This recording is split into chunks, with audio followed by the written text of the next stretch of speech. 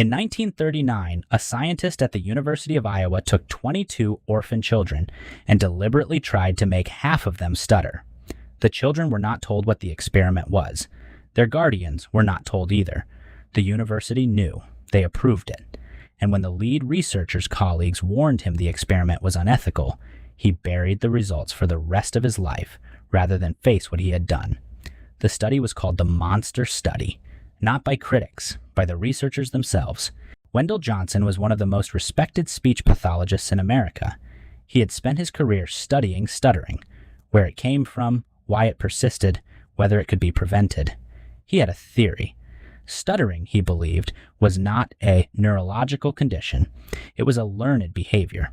Children who stuttered did so because the adults around them had labeled their normal speech hesitations as stuttering, creating anxiety that made the hesitations worse until they became permanent. If he was right, the implication was enormous. You could create a stutter in a child who didn't have one simply by telling them they did. He wanted to prove it. His graduate student, Mary Tudor, drove to the Iowa Soldiers' Orphans Home in Davenport. She met with 22 children, some who already stuttered, some who spoke normally. She divided them into two groups. The first group received positive therapy. Children who stuttered were told their speech was fine. Normal children were praised and encouraged. The second group received something else entirely. Normal-speaking children in the second group were told their speech showed signs of stuttering. They were told to stop before speaking, to think carefully before every word, to avoid speaking in class if they weren't sure they could do it correctly. They were told repeatedly that they had a problem. They did not have a problem. Mary Tudor drove back to Davenport 6 times over the following months. Each visit, she reinforced the same message to the second group. Your speech is not right. Something is wrong with the way you talk. Here is what happened. 5 of the 6 normal-speaking children told they were stutterers began showing significant signs of speech disruption. They became self-conscious and reluctant to speak. Some stopped talking in class entirely. One child began crying when asked to read aloud. Their academic performance dropped. Their behavior changed. Several of them carried the psychological effects for the rest of their lives. The children were between 5 and 15 years old. Johnson saw the results. Then he did something that reveals more about the experiment than any data point. He told Tudor not to publish. He suppressed the findings entirely. For decades, the monster study existed only in Tudor's unpublished thesis, buried in a university archive. Johnson spent the rest of his career publicly advocating against labeling children as stutterers, using the conclusions of his own secret experiment without ever acknowledging where those conclusions came from or what they had cost. He died in 1959.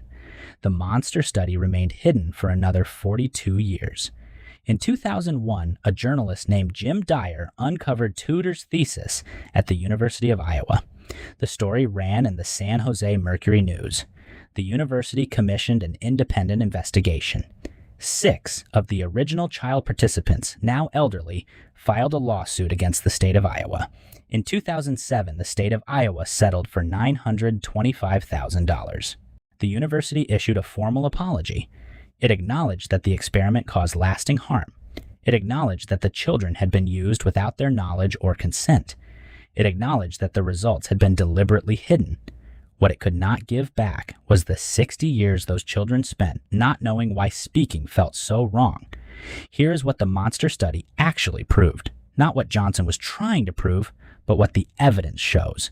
The labels we place on children are not neutral descriptions. They are instructions. When you tell a child something is wrong with them, you are not observing a fact. You are creating one. The child reorganizes their behavior, their self-perception, and their relationship with the world around the label you gave them. This does not require a formal experiment. It does not require a university. It happens in classrooms and kitchens and car journeys every single day. The word stupid, the word slow, the word difficult, the word problem. Every label placed on a child who is still deciding what they are becomes part of what they become. Johnson knew this. He proved it on children who had nobody to protect them because he chose subjects who had no parents to ask questions, no advocates to push back, no one who would notice if something went wrong.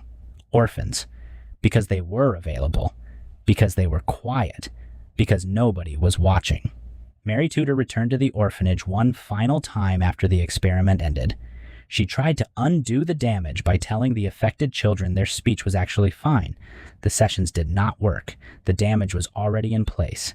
She later said in interviews that she felt guilty for the rest of her life. She lived to 98. There is one detail that stays with you after everything else fades.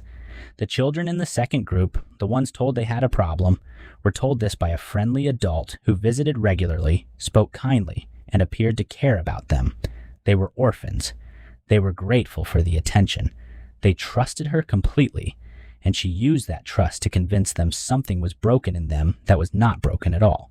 Some of them never spoke normally again.